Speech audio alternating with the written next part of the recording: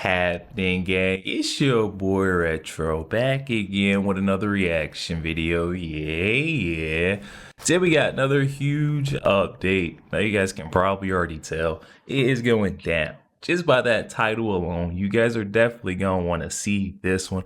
I'm just going to start off by saying if you were easily offended or butthurt, this one may not be for you. We got that Fox News the 5 host Greg Gutfeld laying it on thick when it comes to the Obamas. He is putting it all on the line in this newest update, guys. I'm excited to get into it, so we're hop straight into it. Make sure you guys hit that like button, hit that subscribe button. Before we even get into it, you guys, hit that like button, also hit that subscribe button for your boy. And without further ado, let's get straight into it, folks. Check this one out. This week, and as always, it's my first time reading them. So if they suck, we'll make Joe Mackey hand wash Maxine Waters' wig. What? All right, President Trump swapped out the Resolute desk in the Oval Office just days after Elon Musk's son appeared to wipe a booger on it. Well, it could have been worse, said one man. Oof. Big oof. Researchers say narcissists have a higher likelihood of being ignored by others. You know, for months, Jesse Waters was telling everybody this, but nobody listened. The regional airline that operated the Delta flight that flipped over on a Canada runway had recently bragged about having man-free flight crews. In other words, I think we're all surprised they actually made it to the runway. A sexist would say. Do we really need that anymore? Yes. Yes. Oh my goodness. Republican Mitch McConnell announced that he won't run for re-election. Is it because he's old, feeble, or out of touch? No, he just wants to spend more time with his family. According to a new survey, nearly 10% of U.S. adults identify as LGBTQ. The other 90% identify as who gives a Pretty much. Yeah. A nonprofit is asking social media users to help name a remarkably rotund beaver. People willing to participate should send their suggestions to Person with a Large Beaver, care of Anna Navarro. Oh my, whoever wrote that joke deserves a raise. Oh my, I didn't see that one coming. That just hit me like out of nowhere. Oh my goodness. Willing to participate should send their suggestions to Person with a Large Beaver, care of Anna Navarro. Oh my God.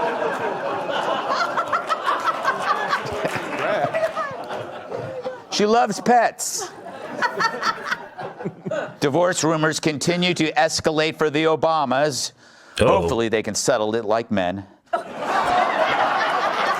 Goodness, no, he did not say that. He didn't say that. Terrible that you would applaud that. After Canada beat the U.S. last night in hockey, Justin Trudeau gleefully mocked the U.S. Then he went home and posted his resume on ZipRecruiter. Democrat consultant James Carville said Stephen A. Smith doesn't know his ass from a hole in the ground. Carville should know a hole in the ground is where he lays his eggs. Because he's a lizard. Lizards lay eggs, don't they? Who cares? Actress Cynthia Erivo, there she is, has joined the Hollywood Bowl's production of Jesus Christ Superstar, in which she will be playing the title character, Jesus Christ. In a related casting note, the Virgin Mary will be played by this actor.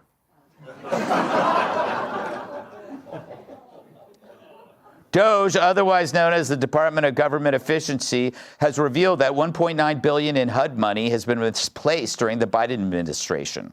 No one is sure where it went, but that could explain the bulge in Rachel Levine's skirt. He went there. He went there, guys. Like, oh Finally, my scientists goodness. have developed a drone that can smell. A drone that smells? Don't we have that already?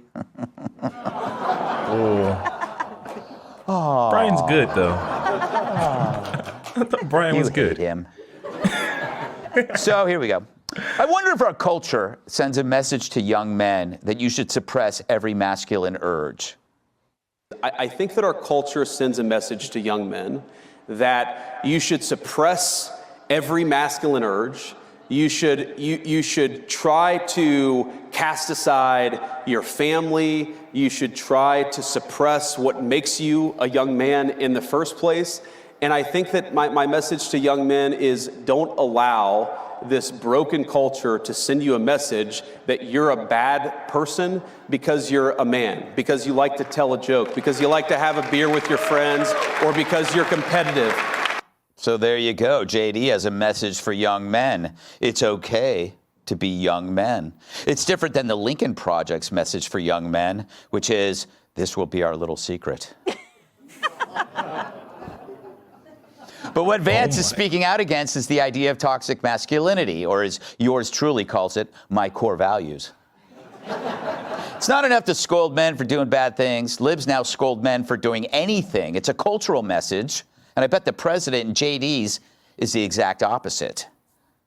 The cultural message, and I think the president's and mine is the exact opposite, but our cultural message is, I think that it wants to turn everybody, whether male or female, into androgynous idiots who think the same, talk the same, and act the same. We actually think God made male and female for a purpose, and we want you guys to thrive as young men and as young women, and we're going to help with our public policy to make it possible to do that.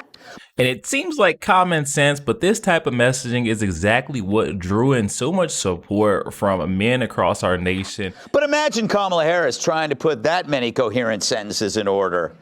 Nah. To think she was one dead life alert battery away from the presidency. But Vance is drawing a distinction between the Democrats' embrace of victimhood and identity and the Republicans' embrace of strength and action. I mean, what's more awesome than a frickin' chainsaw? Chainsaw and the hair. But talk about acting like a guy, Musk fiercely waving the chainsaw in the air. And why not celebrate with power tools? Hell, after I became the king of late night, I fired a nail gun into the air. But I can't say anymore because then the widows will ask for more money.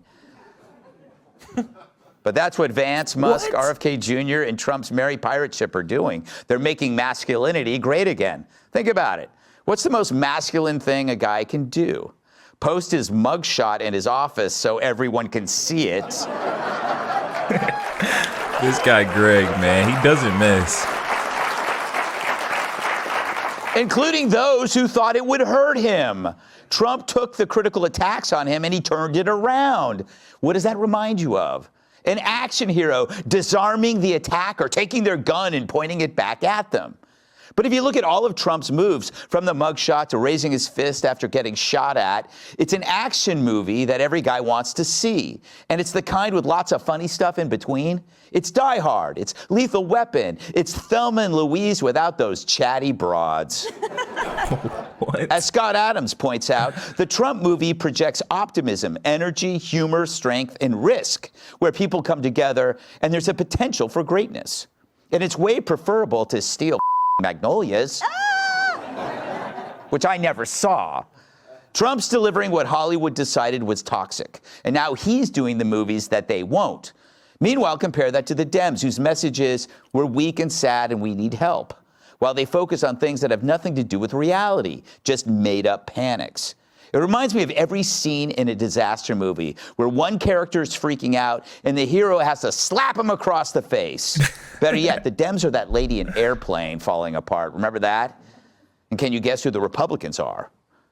I've got to get out of here. Calm down. Get a hold of yourself. Stewardess, please let me handle this. I've got to get out. Calm down. Now get back to your seat. I'll take care of this. Calm down. Get a hold of yourself. Doctor, you're wanted on the phone. Oh my goodness, guys. I don't play too much of that, but that is hilarious. A whole lineup to come get them. That's how the Dems need a wake-up call right now, because their party is going to crap. It's funny, because in 2024, it's kind of true. The Dems are pulling their hair out while the Republicans are trying to slap some sense into them. Yeah. And the Democratic Party has been nothing but a matrix churning out hoaxes. And who roots for the bureaucrats anyway, especially those driven by fiction? You remember the classic film Dirty Harry? It focused on a heroic cop who takes no BS and bends the rules for justice. Imagine if they'd taken the perspective of the bureaucrat that was trying to stop him instead. No one would see that movie, just like no one sees the Democrats. Except, let's face it, miserable women. They love melodrama and fiction, and the Dems are providing both. Meanwhile, everyone else is lining up around the block for the Trump movie. It makes me wish I'd bought stock in popcorn. Yo, there we have it, guys. That was absolutely hilarious coming from Greg Gutfeld. I love his takes and I also love his jokes. He usually called it straight down the middle. Does not care which side you're playing for. He's going to tell the truth. He's also going to add a joke or two in there. Oh my, I want to know who wrote that Anna Navarro Beaver joke. That one had me about on the floor, guys. And then when it comes to old Michelle and Barack, that joke right there set it off for me. Greg Gutfeld, he is dancing that fine line, especially when we've been seeing the way these loonies on the left have been reacting to the smallest jokes. I mean, they're having temper tantrums, full-blown meltdowns. We've seen that on the set of ABC's The View, aka The Spew, when it came to Donald Trump addressing the governor of New York's congestion price and saying that, the king is back. That right there set them off. It was the smallest joke. Greg Gutfeld is doing something that most wouldn't. Guys, definitely hop in the comment section. Let me know your thoughts. Also, make sure you guys hit that like button, hit that subscribe button. If you enjoy more content like this, catch you guys on the next one.